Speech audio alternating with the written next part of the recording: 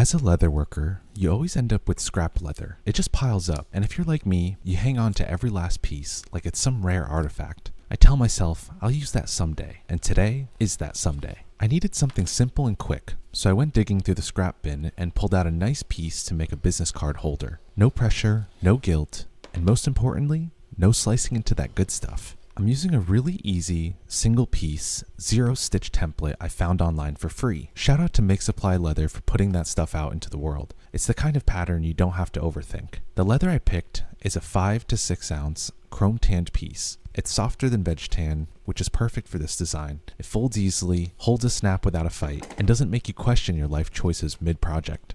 I love doing these builds entirely by hand every once in a while.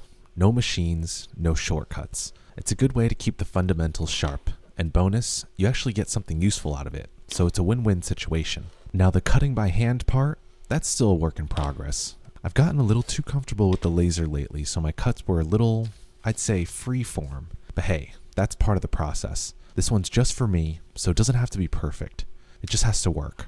Scrap leather is seriously one of the best ways to get more reps in. Leather isn't exactly cheap, so if you're only practicing on real projects, it can get stressful fast, especially when you're trying something new. This way, you get to experiment without the pressure. I have to say, I really like how this business card holder came out.